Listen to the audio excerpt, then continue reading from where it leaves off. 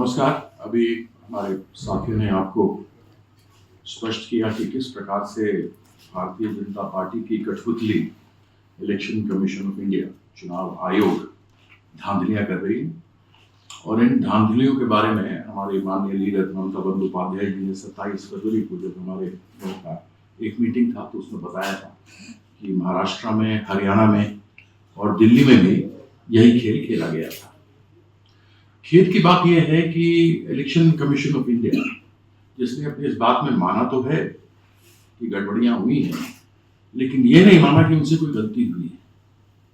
अगर विश्व भर में सब देशों में संविधान है, कुछ एक जगहों पर डिक्टेटरशिप जरूर है, लेकिन इस प्रकार की संविधान की अवहेलना कहीं नहीं हुई। एक बार मुझे याद है, माननीय उच्चतम न्यायालय ने कहा था कि सीबीआई केज्ड पैरेट है, पिंजरे में बंद एक तोता है। मैं जानना चाहता हूं क्या इलेक्शन कमीशन ऑफ इंडिया पिंजरे में बंद एक मैना है?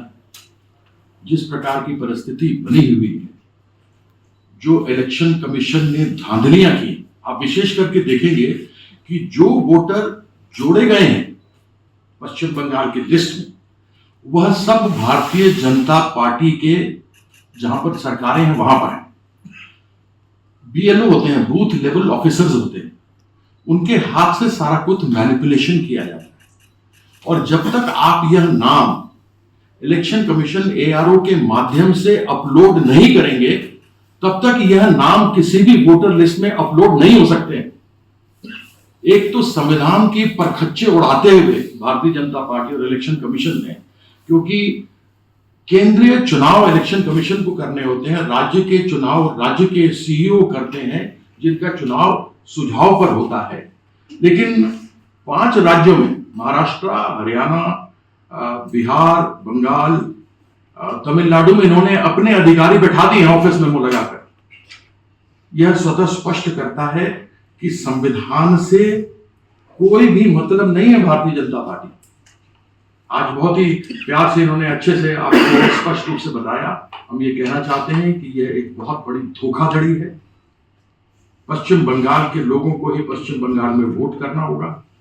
एक चीज आपको मैं समझा देता हूं कि जो लोग इलेक्शन कमीशन, बड़ी आसानी से आपने पीछे भी सुना होगा कि यूपी में जो बाय इलेक्शंस हुए थे, महाराष्ट्र में इलेक्शन हुए थे, बहुत लोग थे, गांव के गांव, मोहल्ले के मोहल्ले लोगों ने कहा कि हमारा नाम वोटर लिस्ट में है ही नहीं, जबकि वो जन्मजात वहां के रहने वाले हैं, उनका नाम वोटर लिस्ट में होना चाहिए था।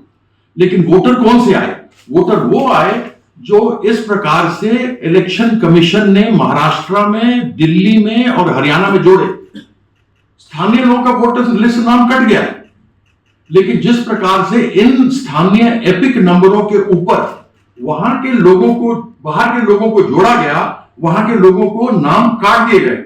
ऐसे एक नहीं, अनेकों उदाहरण हमारे पास हैं। खेद की बात यह है कि इलेक्शन कमीशन ने उनका खुलासा नहीं किया। यह एक बहुत बड़े धोखा है, यह एक बहुत बड़ा स्कैंडल है, यह एक आपराधिक मामला है। इस आपराधिक मामले के ऊपर जांच होनी चाहिए। अब ये मेरे माननीय नेता डायरेक्ट ने कहा है कि 9 बजे कल सुबह अगर इलेक्शन कमीशन इसको आगे लेकर नहीं आता है तो हम आपको ऑनलाइन ही सारा कुछ खुलासा करके देंगे। हमारी मांग है इसकी तुरंत जांच की जाए। भाजपा में स्कैंडल का मास्टरमाइंड कौन है, समय आने पर हम विवरण भी उजागर कर सकते हैं। नाम, यदि आवश्यकता पड़ी तो हम नाम साझा कर सकते हैं ताकि उनको गिरफ्तार किया जा सके। हमारा सीधा आरोप है यह अपराधी चुनाव आयोग के किस दिशा निर्देशों के तहत कार्य कर रहे हैं। जो अपराधी हैं वह चुनाव आयोग की दिशा में ही काम कर रहे हैं। चुनाव आयोग के कार्यालय में कौन से अधिकारी सीधे निर्देश दे रहे हैं, सच्चाई सामने आनी चाहिए। माननीय प्रधानमंत्री नरेंद्र मोदी जी से जानना चाहते हैं कि इस मशीन का दुरुपयोग अपने जीत के लिए कब तक करते रहेंगे, क्योंकि भाजपा को कहीं भी पश्चिम बंगाल में पैर पर खड़े होने की स्थिति नहीं है। 200 पार करने गए थे, 100 भी पार नहीं कर पाए थे, और इस बार भी यही परिस्थिति होने वाली है।